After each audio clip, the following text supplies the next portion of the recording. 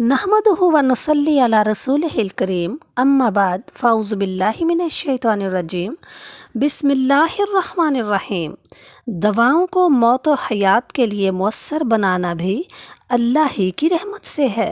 हज़रत खालिद बिन वलीद रज़ी अल्लाह ताला अन्हु ने एक मर्तबा शाम के एक क़िले का मुहासरा किया हुआ था। क़िला के लोग मुहासरे से तंग आ गए थे।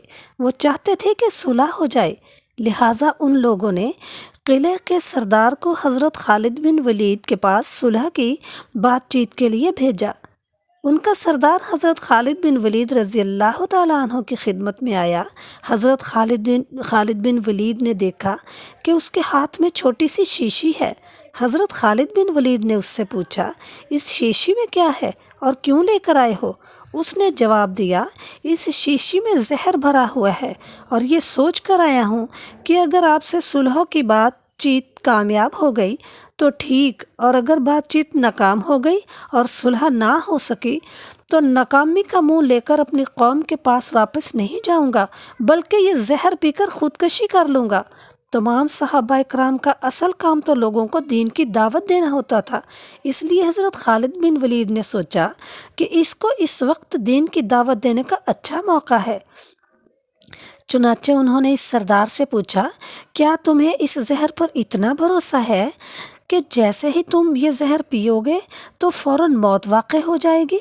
उस सरदार ने जवाब दिया कि हाँ, मुझे इस पर भरोसा है, इसलिए कि ये ऐसा सख्त जहर है कि इसके बारे में मुआलिजीन का कहना है कि आज तक कोई शख्स इस जहर का जायका नहीं बता सका, क्योंकि जैसे ही कोई शख्स ये जहर खाता है तो फ़ौरन उसकी मौत वाक़ हो जाती है।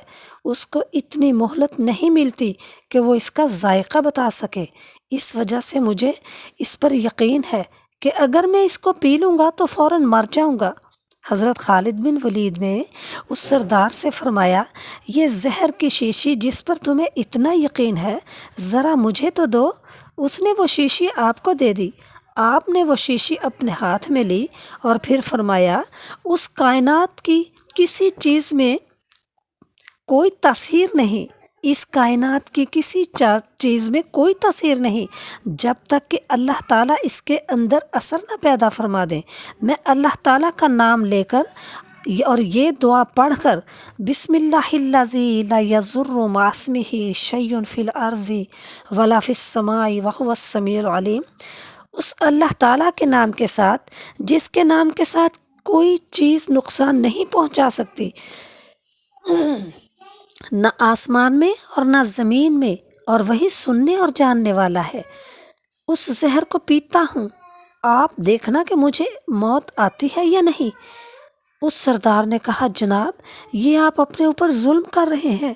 ये जहर तो इतना सख्त है कि अगर इंसान थोड़ा सा भी मुंह में डाल ले तो ख़त्म हो जाता है, और आपने पूरी शीशी पीने का इरादा कर लिया।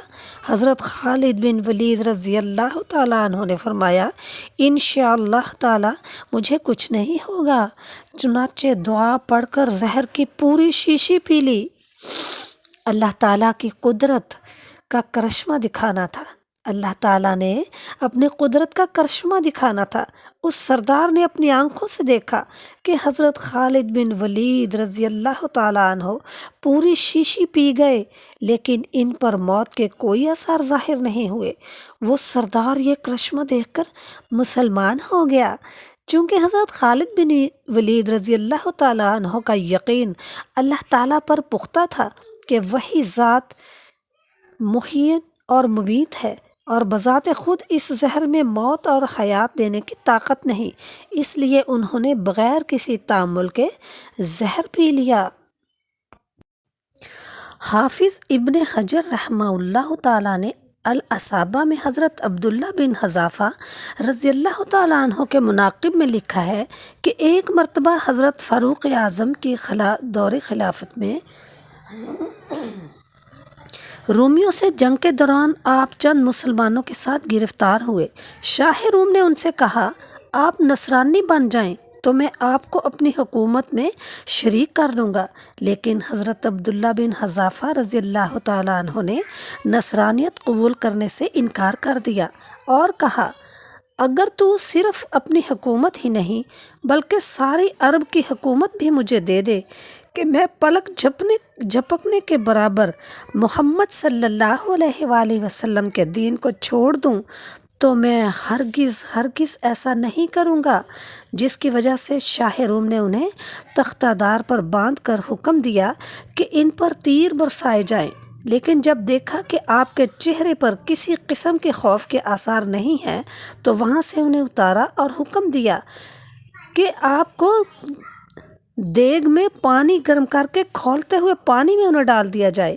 اس میں ڈالنے کے لیے جب انہیں دیگ کے قریب لے جایا گیا تو وہ رونے لگے۔ شاہ روم نے رونے کی وجہ پوچھی تو فرمانے لگے، رو اس لیے رہا ہوں کہ میری تمنا ہے کہ میری 100 جانیں ہوں اور ہر جان قربانی کا اس طرح نذرانہ پیش کروں کہ اپنے رب تعالیٰ کے حضور حاضر ہوں۔ شاہ روم کو بڑی حیرت ہوئی، کہنے لگا تم میرے سر کو بوسہ دے، میں تمہیں چھوڑ دوں گا۔ فرمانے لگے صرف مجھے نہیں میرے ساتھیوں کو بھی۔ شاہ روم نے کہا ٹھیک ہے۔ چنانچہ حضرت عبداللہ بن حذافہ نے اس کے سر کو بوسہ دیا اور شاہ روم نے حسب وعدہ تمام مسلمان قیدیوں کو آزاد کر دیا۔ حضرت فاروق اعظم رضی اللہ تعالیٰ عنہ کو جب اس واقعے کی اطلاع ہوئی تو آ کر حضرت عبداللہ بن حذافہ رضی اللہ تعالیٰ عنہ کے سر کو بوسہ دیا۔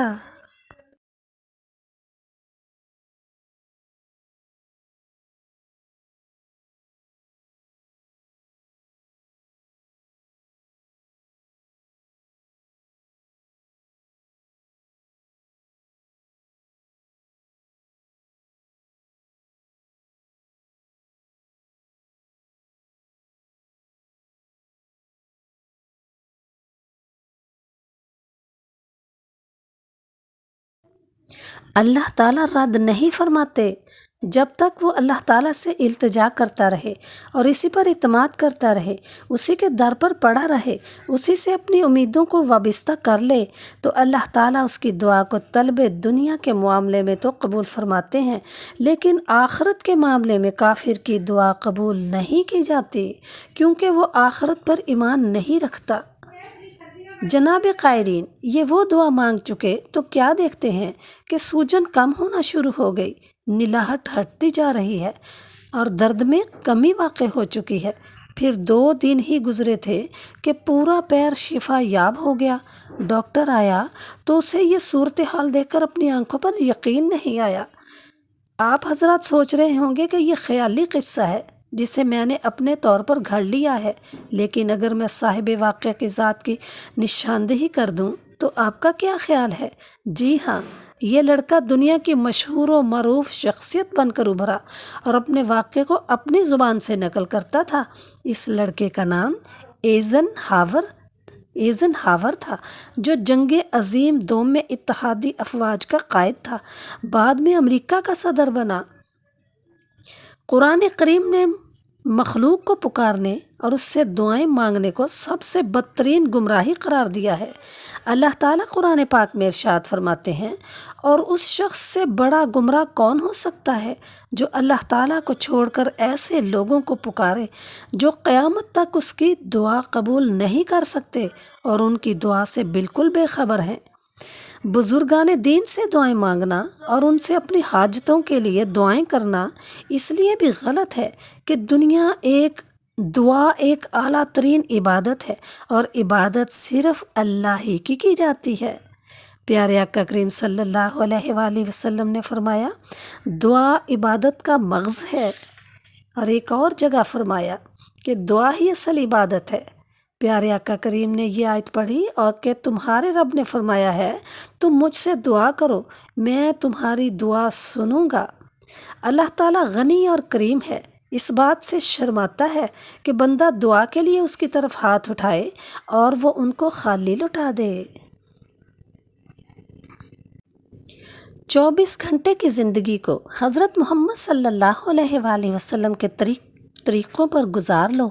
ان کے طریقے اپنانے سے پیسہ گھٹے تو گھٹنے دو، کیونکہ پیسے کے راستے سے دعا قبول نہیں ہوگی بلکہ آپ صلی اللہ علیہ وسلم کے راستے سے دعا قبول ہوگی۔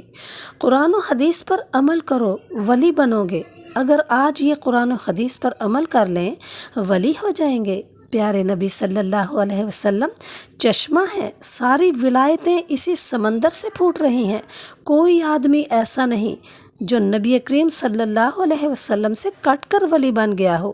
جو ولی بنا ہے تو پیارے نبی کے ساتھ بندھ کر ولی بنا ہے۔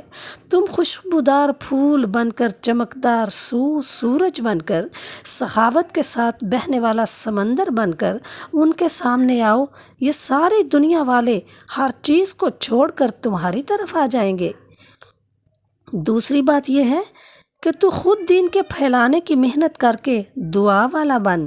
دعا جتنی فکر سے تو اپنے لیے مانگتا ہے اتنی فکر سے دوسرا نہیں مانگ سکتا۔ تیرا ایک عمل تو یہی ہوگا کہ دعا سیکھ جائیں۔ دعا والا بن کر خود اپنے لیے بھی دعا کرو اور دوسروں کے لیے بھی دعا کرو۔